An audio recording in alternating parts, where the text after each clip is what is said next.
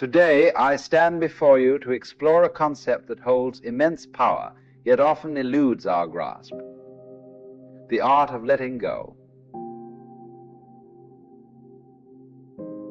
Because you see, to be detached from the world, in the sense that Buddhists and Taoists and Hindus will often talk about detachment, does not mean to be non-participative.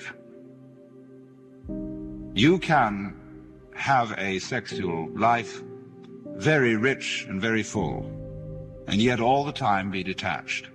By that I don't mean that you just go through it mechanically and have your thoughts elsewhere. I mean a complete participation, but still detached. And the difference of the two attitudes is this. On the one hand, there is a way of being so anxious about physical pleasure, so afraid that you won't make it, that you grab it too hard, that you just have to have that thing. And if you do that, you destroy it completely. And therefore, after every attempt to get it, you feel disappointed. You feel empty, you feel something was lost. And therefore you want it again. You have to keep repeating, because you never really got there. And it's this that is the hang-up. This is what is meant by attachment to this world, in an evil sense. But on the other hand, pleasure in its fullness cannot be experienced when one is grasping it. I knew a little girl to whom someone gave a bunny rabbit. She was so delighted with the bunny rabbit and so afraid of losing it that taking it home in the car, she squeezed it to death with love. And lots of parents do that to their children, and lots of spouses do it to each other.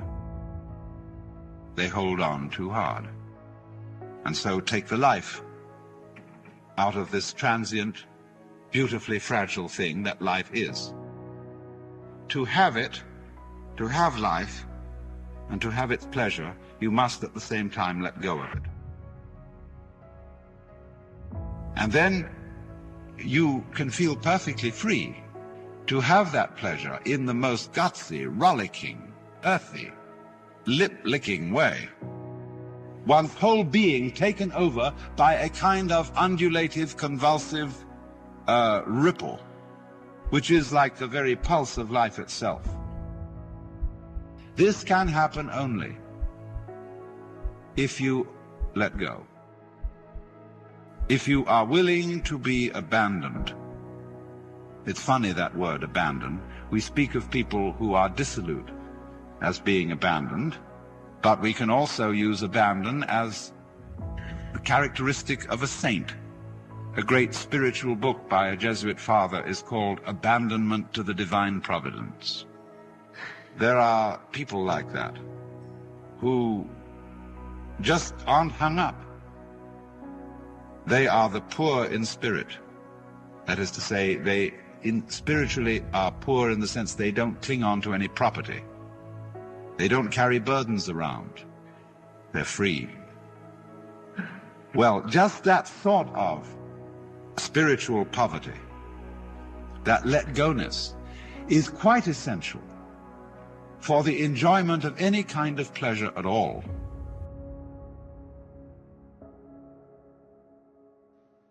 So, the concern of Buddha as a young man, the problem he wanted to solve, was the problem of human suffering. And so, he formulated his teaching in a very easy way to remember. All those Buddhist scriptures are full of what you might call mnemonic tricks, numbering things in such a way that they're easy to remember. And so he summed up his teaching in the form of what are called the Four Noble Truths. And the first one, which because it was his main concern, was the truth about dukkha. Dukkha, suffering. The next thing that comes up, the second of the Noble Truths is about the cause of suffering. And this in Sanskrit is called Trishna.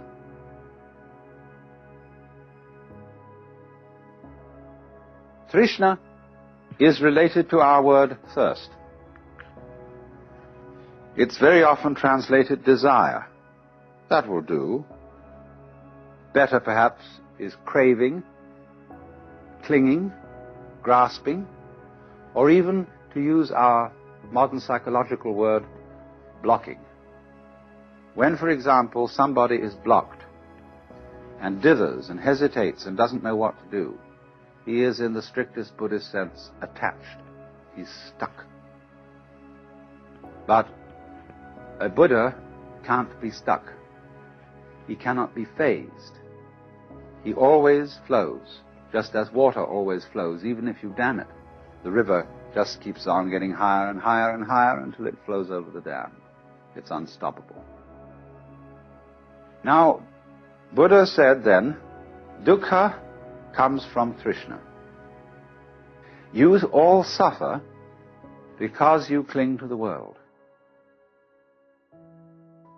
And you don't recognize that the world is anitya and anatman.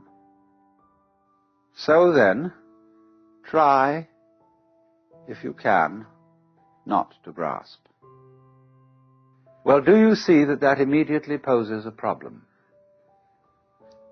Because the student who has started off this dialogue with the Buddha then makes various efforts to give up desire. Upon which he very rapidly discovers that he is desiring not to desire.